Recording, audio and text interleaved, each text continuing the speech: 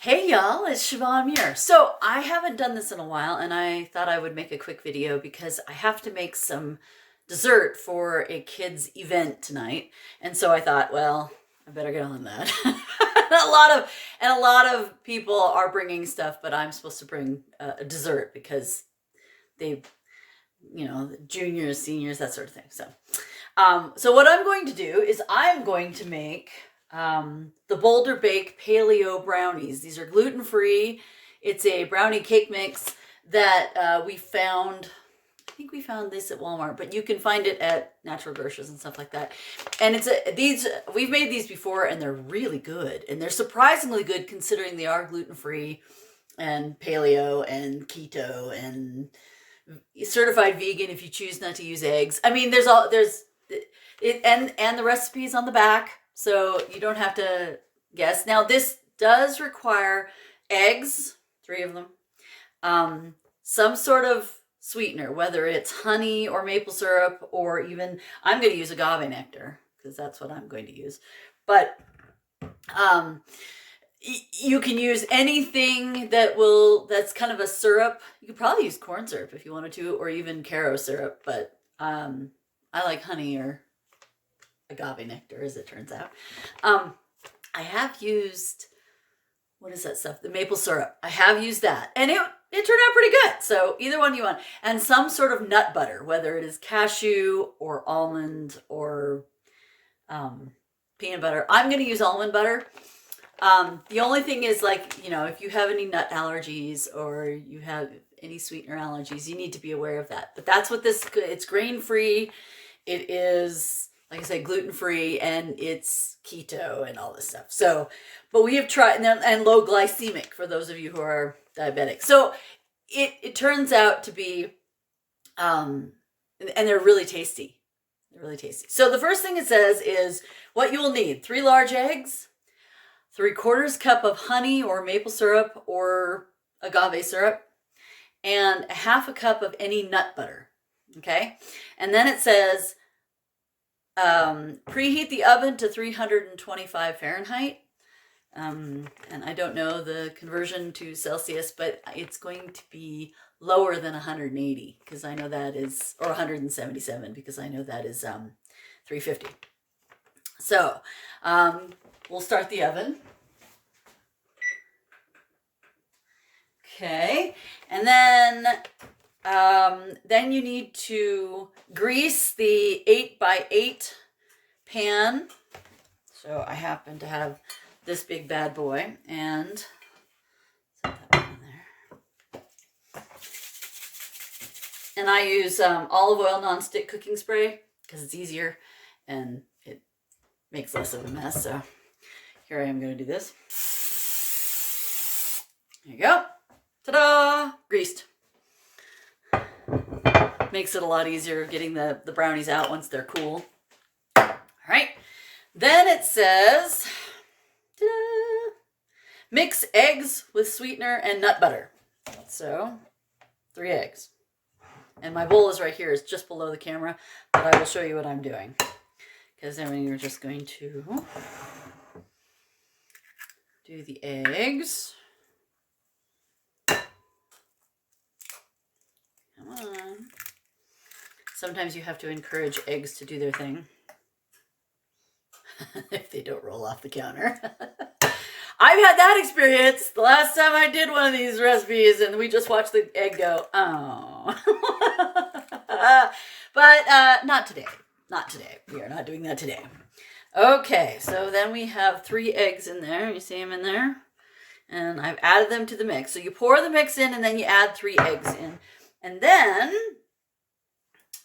we are going to do 3/4 of a cup of agave nectar. Now I have a small container of agave, which I think is going to be exactly, as you can hear it, it's going to be, exactly 3/4 of a cup. Ta-da. And this is a neat silicone measuring cup because the small amount, the small circle is 3/4 of a cup, and the large is 1.5 cups. So, and I'm going to need spatula. So we're going to just My bowl is right here, right below the camera. And I'm going to just pour this in. Ta-da! So that will be 3/4 of a cup of agave nectar. We've tried agave nectar ever since we lived in the desert Southwest, and it turns out to be a really nice sweetener. Better, in some ways, better than stevia. It doesn't have a weird aftertaste. Okay, so that's the first thing we put in there, and I'm going to stir that a little bit, just so that we get it a little bit mixed. All right, and then the next thing we're going to do is I'm going to use creamy almond butter. And I have another one of those silicone cups. The large ring is a cup, and the smaller ring is a 1/2 cup. So I'm going to use the smaller measuring for this. Just going to use a big old spoon for this stuff. So we're going to set that over here so that you can see what I'm doing. I know this video is a little bit on my own, but that's all right. All right, so we are going to, I'm going to mix this up a little bit so that it flows a little bit better. Sometimes you have to mix the almond butter. All right, and then I'm going to put it in this thing so I can get my 1/2 cup of this stuff. It is sticky, but then I suppose that's not a surprise considering it is kind of like peanut butter. Did you hear about that recall on peanut butter recently? Yikes! Salmonella. Eey. Yeah. Yike, yike, yike. All right, so 1/2 cup of almond butter to go into the brownies. So move this brownie thing right here, and we will add the nut butter.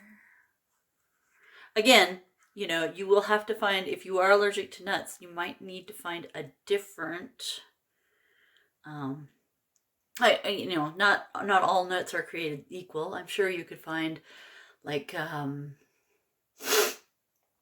coconut, or I bet you could use tahini.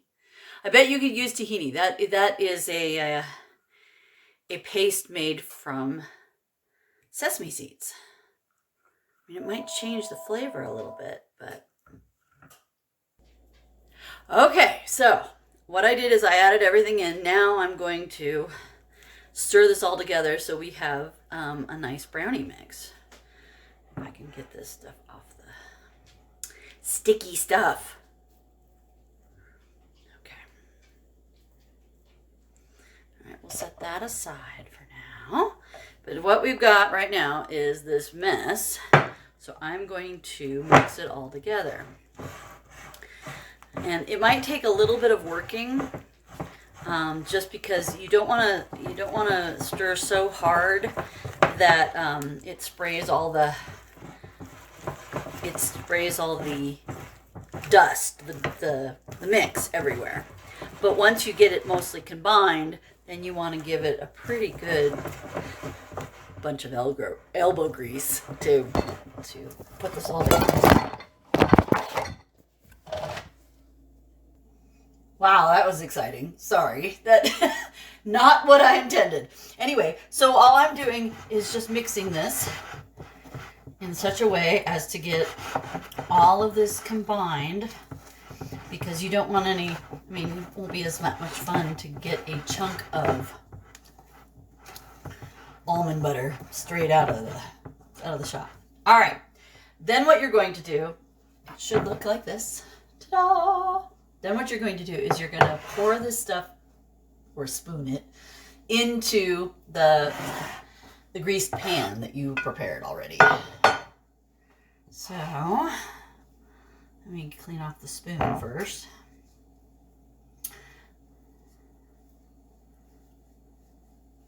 My helper was here today.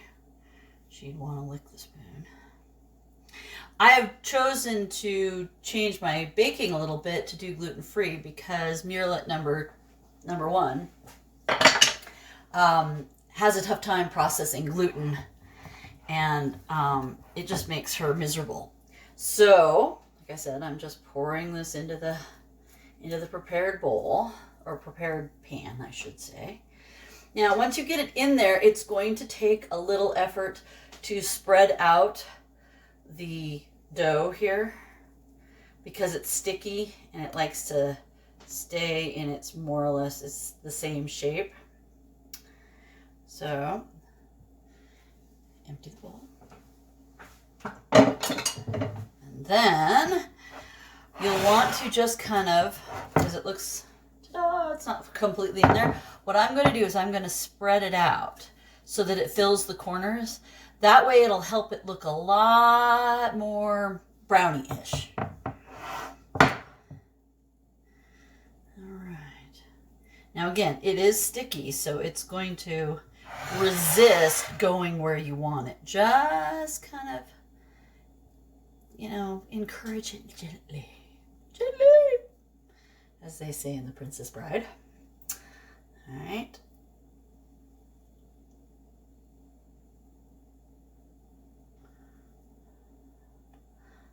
And it's, like I said, it's pretty sticky with the agave nectar and the almond butter. It's a little on the sticky side. But that means it's going to be really yummy when you bake it. So, all right. Ta-da! So what I'm going to do, that's what it should look like. Put my stuff down here. And now what I'm going to do is, it says bake in a greased 8x8 pan for 25 to 30 minutes. Ovens may vary, so make sure that the center of the brownies are set before removing from the oven. That sounds fair. So let's go put it in the oven.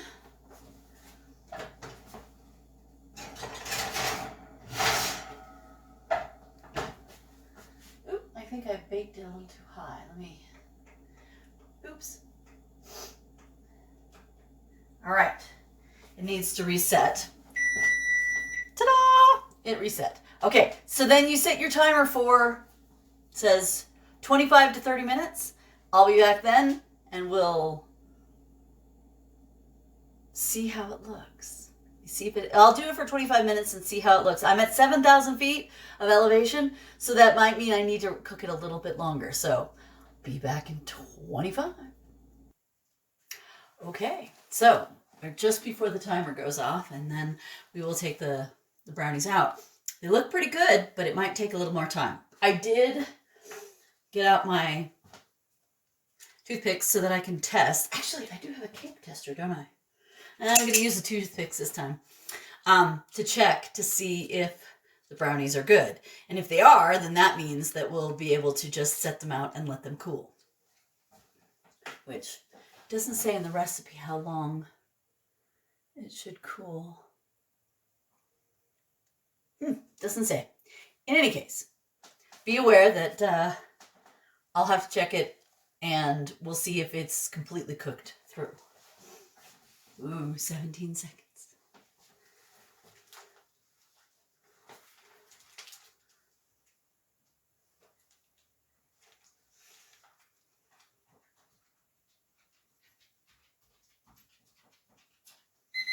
All right.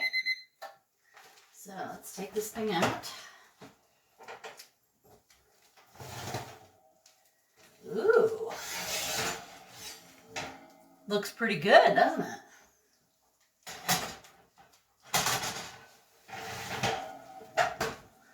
Well, let's see.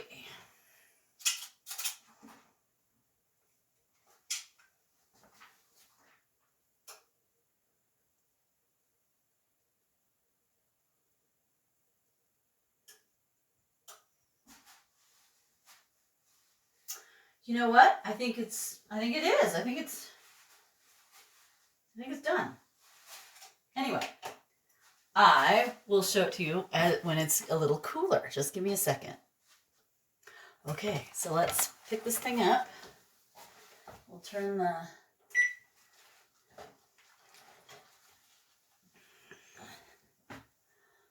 That's what it looks like. And it doesn't jiggle, so it seems to have set in the middle, which is good. That's the whole point. So you just let it cool. And then you cut it and serve. Ta-da! Gluten-free brownies! Remember, again, this is the Boulder Bake gluten-free brownies, but they do contain eggs and almonds. So at least that's how I made it. And this is the package, the Boulder Bake. These are really good. We've tried them before, but I wanted to let you know that, in case you haven't. They are actually really good gluten-free brownies. And the recipe's on the back, along with the nutrition information. And you can find this at boulderbake.com. Or pretty much, I think this is available at Walmart, but I know it's available at natural grocers and some of the health food stores. So thanks for joining me. I hope you enjoy the little video I did here. I know it was a little weird when the camera went, sorry. But thanks for joining me. If you would like to subscribe to my channel, please ring that little bell so the notifications of please subscribe and ring the bell. The notifications of new videos going up. And yeah, thanks for joining me.